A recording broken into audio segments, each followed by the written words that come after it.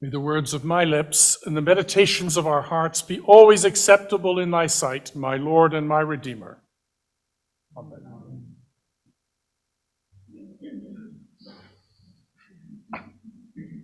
There's a south wind coming. I'm pleased to be with you this morning and for 2 more Sundays as you anxiously await the return of your rector to her place in your midst. In the years of my retirement, I have joined in your worship as a visitor on a number of occasions and have always been impressed with Vivian's saint-like leadership. This morning, I bring news of disturbing times ahead.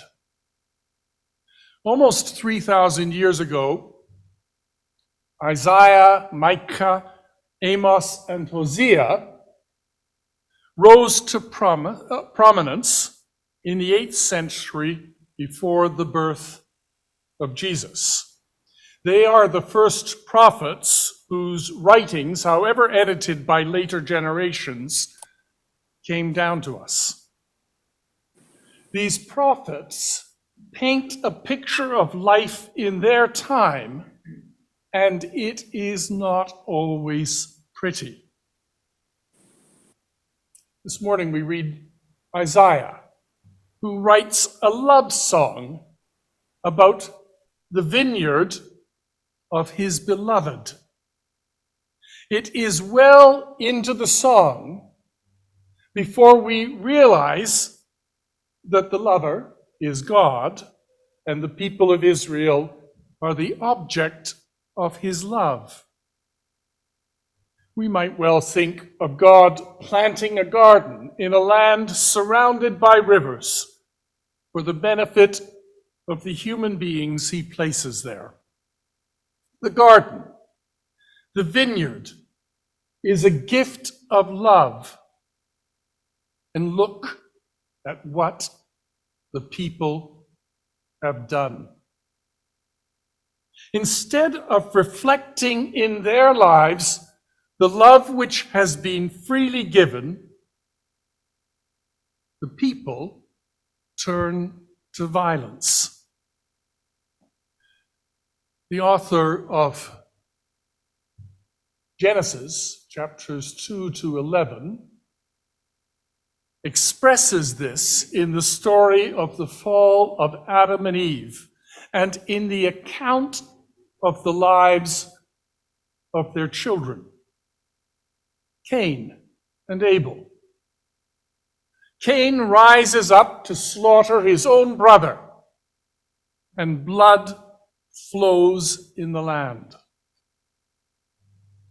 Isaiah and his contemporary prophets in the 8th century write of the love of God in terms of justice.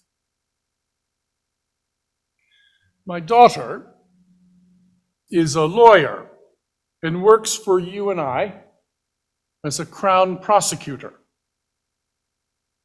She frequently reminds me that her role is to help administer a system of justice that does not necessarily result in complainants and those brought before the judge achieving the justice all desire. Sometimes those who have broken the law go free. Sometimes those who bring a complaint are not satisfied with the judgment of the court. But our legal system, developed over millennia, is the best way we have found to maintain a peaceful society. This brings me forward to the time of Jesus and the decades following his death. Luke tells us that the men and women who flocked to John the Baptist and then turned to Jesus were still looking for the justice Isaiah proclaimed as the vision of God for the created world.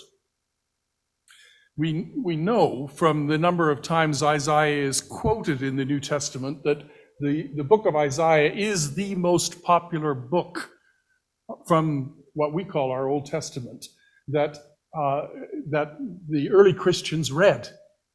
We know from the discoveries at Qumran, where there were 12 intact scripts of the entire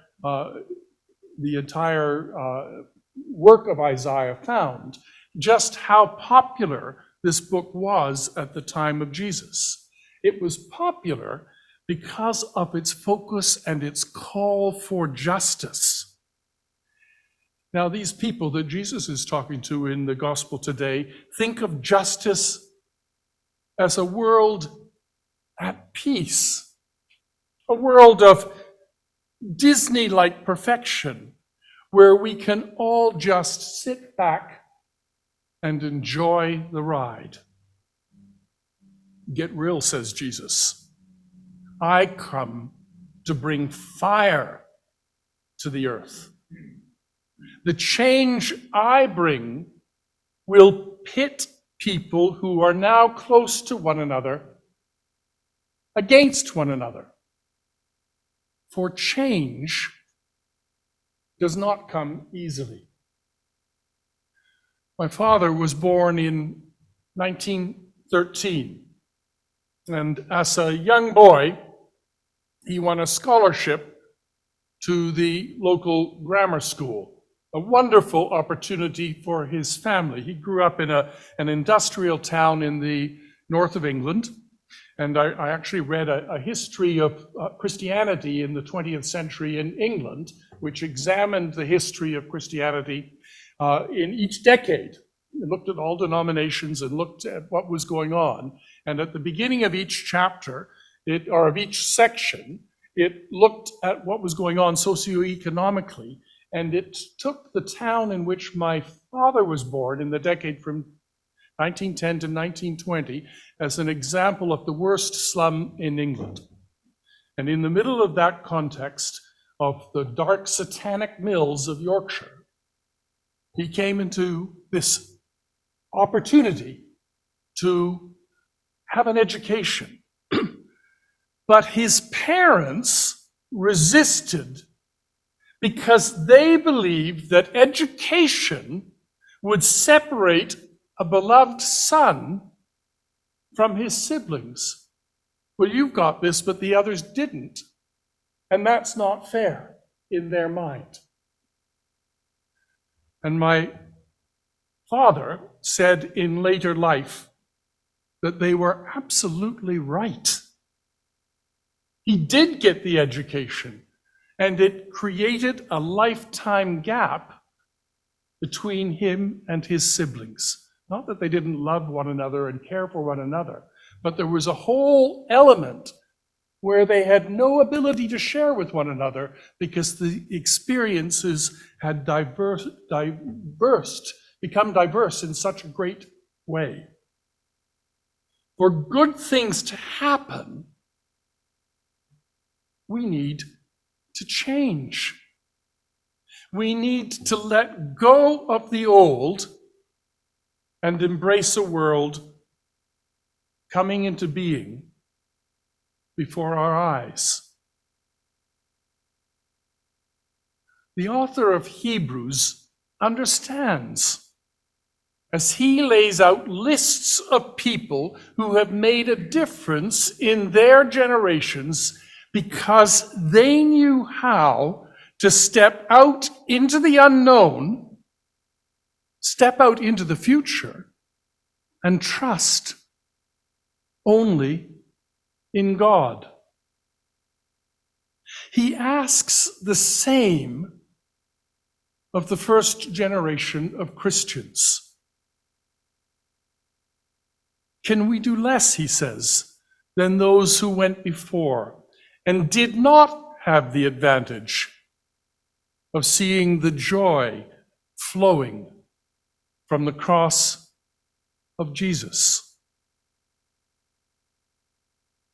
Our age has its own set of problems. We should be surprised. For like our forebears in Christ, we are asked to face our world with all its problems and to shine with joy, the joy we know in Christ, that the world might see love incarnated in every dark corner.